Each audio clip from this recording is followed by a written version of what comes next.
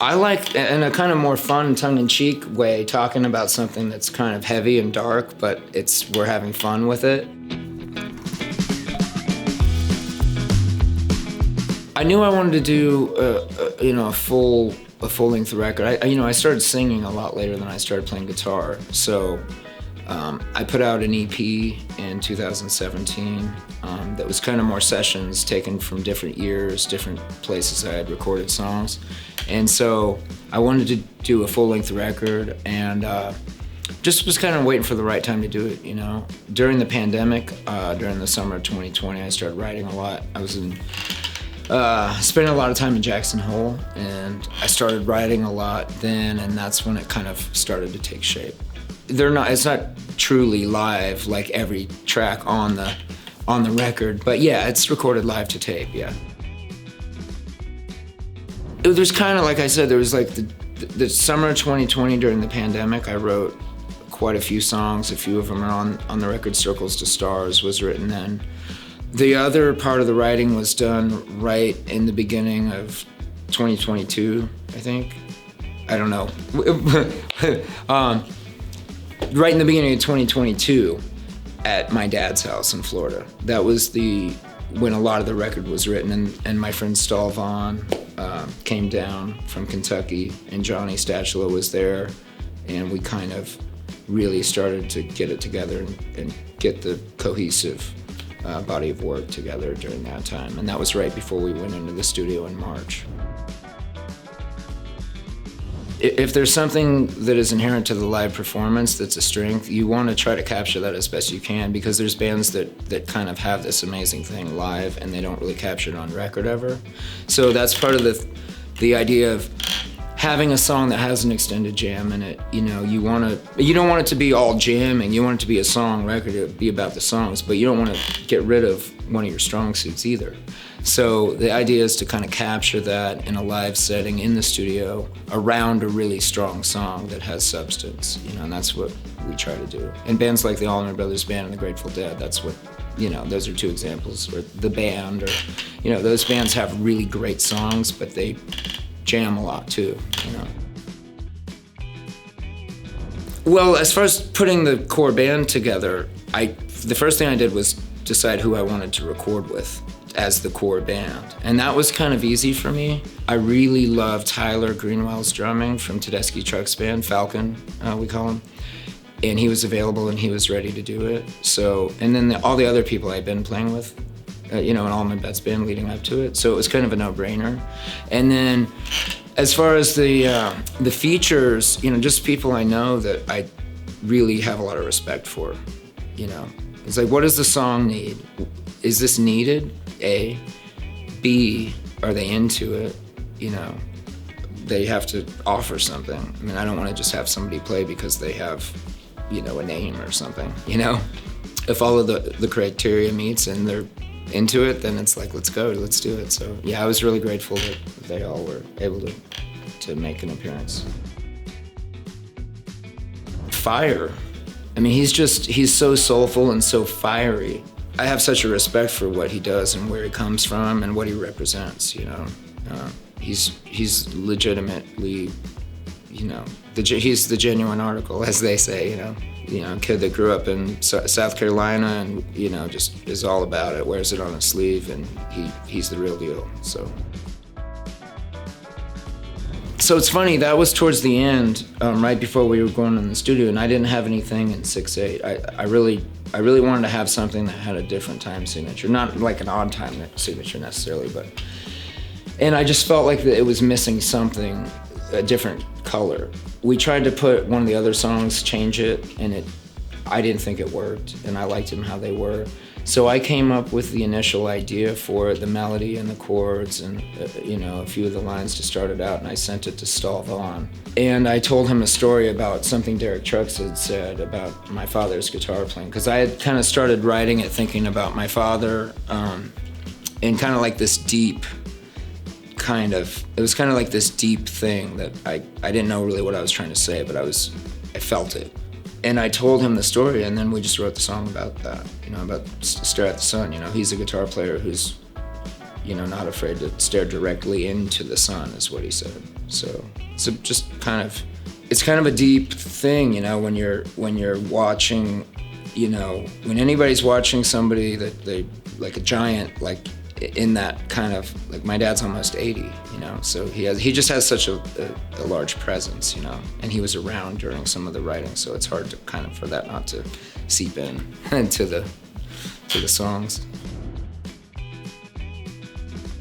And that one started out, I had a kind of different vision for it, and we tried a few different treatments on it, and we ended up having it be a bouncy kind of country rock, up-tempo thing. And Stahl and I pretty much sat down in the study and hammered it out, and I kind of had the melody for it, and Stahl really contributed to the words on that one. I have to give him a lot of credit, and then Johnny came in and helped arrange some of the middle section and the guitar harmonies and stuff like that. As guitar players, it's good to work that stuff out together and just have a collaborative experience. I mean, I don't know how to put it into a few words. It's a feeling I had, but it's kind of a symbolism for my life or anybody's life, you know. So the title's Wild and Precious Life, you know, so it's just kind of an appreciation for the moment and just enjoying life, I guess would be the simple way to say it. There's a couple songs, you know, for my wife. I mean, I got married in 2018, so like Circles in the Stars is obviously like for her. Sacred Ground, I mean, that's another one, but it's kind of about like where I come from, you know, and just kind of being authentic and what are you about, you know, this is what I'm about, you know, it's kind of roots, it's kind of like my roots, you know, because I grew up in California too, so I have different sides and I've been around different things, but like that kind of old Florida side of my family, of my dad's family, it's kind of steeped in that, I'd say. That's hard to say because it's a question that doesn't pertain. There's two ways of looking at it, because there's vulnerable songs that I'm a collaborator on, and then there's vulnerable songs that are completely just me, that I, you know. So Circles in the Stars would be that song for me. But I don't know if it's any more vulnerable than Colors Fade or any of the other ones, you know. There's a few that are really poignant. I mean, Forest Lane is really, if you look at the words in that, I mean, that's a heavy song. But Stahl had, you know, that's a good part of that Stahl, so, you know. Well, there's a couple different favorite lines. I mean, I like, in a kind of more fun, tongue-in-cheek way, talking about something that's kind of heavy and dark, but we're having fun with it. I mean, Saints to Sinners is that song. I mean, I swore I loved you, but I woke up all alone. Isn't that the line? Is that the line? I mean, sometimes it's basically talking about how you tried to get it right, but you just can't get it right. You know, you don't mean to do the thing to hurt the people that you hurt, but you just do anyway. And that's part of like addiction. You know, that kind of comes from the addiction part of like my experience, you know, that I had to go through. And, you know, so the song's not about that, but it kind of has to be, you know. I mean, you don't want to narrow it down and make it, this is what it's about, you know. But that's kind of talking about when you kind of can't be a man of your word. And you're just like, I'm sorry, I told you I would be there, but I'm too out of it to make sense of anything, you know. And I've been there, and that's what kind of those lines are about, and they're kind of a funny way of saying that. But Circles in the Stars is, it's probably like the one that I'm most proud of, you know. It's just really simple, and it didn't take long to write, and, you know. No, it's never really hard to talk about. I mean, writing songs is hard. I mean, frankly, when I write a song that I think is pretty decent and I finish it, I mean, I feel like I'm like ahead of the game, you know. I would love to write 100 of them, but I feel like I'm lucky. You're just lucky when you get one. You know, there's a lot, you know, Stahl and I have been writing together for 12 years, probably. And we work really well together, so that's definitely like a symbiotic, you know, thing that wouldn't exist if either one of us were not part of it. He writes songs without me, and they're great, and I have ideas, but when we get together, there's something that happens that's different than either one of us separate. So. Yeah, I mean, I just feel like this album is I mean, it's me, you know? It's not something I'm doing with someone else, you know? I mean, there's people that are contributing. I don't mean to say that it's just me and it's just me contributing everything. But yeah, when you're doing a record with somebody else and they're singing half the song, yeah, of course it's different, you know? So this is my first thing where it's all, I'm doing all the vocals, you know? And I'm in control. I get to call the people I want on it. You know, it's not like two people at the helm. I started kind of arranging musical. I'd write out intro, verse, chorus. That was the first thing I started doing. And I wasn't writing songs because I wasn't writing any words, but I would have somebody else write the words.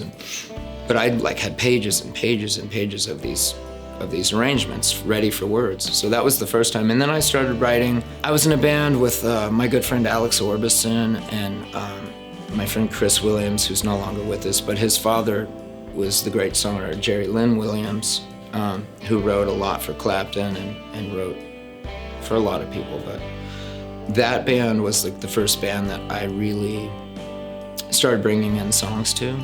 So that was probably 18 or 19 around then. So yeah, that was the first bit of songwriting I'd done. And you know, I played with my dad for a while and I was kind of going through what I had to go through in life. And then I started writing a lot more, you know, later when I got my act together, as it were. I started playing drums when I was like 5 or 6 years old. So I was really dedicated as a musician at a really young age, and I excelled and, you know, practiced tirelessly. And then I switched over to guitar when I was like 13. So I kind of never really considered doing anything else, to be honest. There was no pressure of like, you have to decide. And I was like, well, I'm gonna keep doing this, I like this. And I just progressed. And then the next thing you know, you're playing in a band and the band's getting paid $500 or something, you know. All of it. No, the words. I mean, I really love it when I have the space. I mean, when you get into a routine and you work on something and then you go to bed and you kind of dream about it, and you wake up and get your coffee and you go back to the coffee table and your notes are still out and the guitar is there, and it's just kind of like you go back to your space. I mean, when you're touring so much, it's not that. I mean, you can write on the road, but I mean, the luxuries are, I don't want to say far and few in between, but you know, I mean, we're doing like in-stores and doing stuff during the day, and then we're sound checking, trying to bring in new material into the set and trying to get this right, and then you play and then you do it all over again. So, but I try to have an acoustic with me on tour to write, but it's just about doing it. And you know, it's okay to step back from it and then come back to it. You know, I try not to be hard on myself if I'm not trying to write a song every day, you know. Yeah, you have to work at it. That's what I found out. You can't just be great at it by, you know, picking up a guitar every now and then. I mean, you have to work at it. I mean, I'm still trying to work. I mean, you can't just expect magic to come if you know, you have to pick it up and like work the muscle, you know, and write ideas down even if you don't think they're good. Eventually something will click and you'll write something that at least you think is good. And then you might wake up the next day and play it for somebody and they might say, go back at it. I mean, that happens all the time with me. I send my ideas and it's like, if everybody's like, yes, then it's like, you know, you have it. And it's like, no, we're not, you know, it needs, maybe, you know, it's like, okay, well, what would you do? And then you kind of get it right. Comes out July 14th. I'm really proud of it. I hope everybody at least gives it a listen.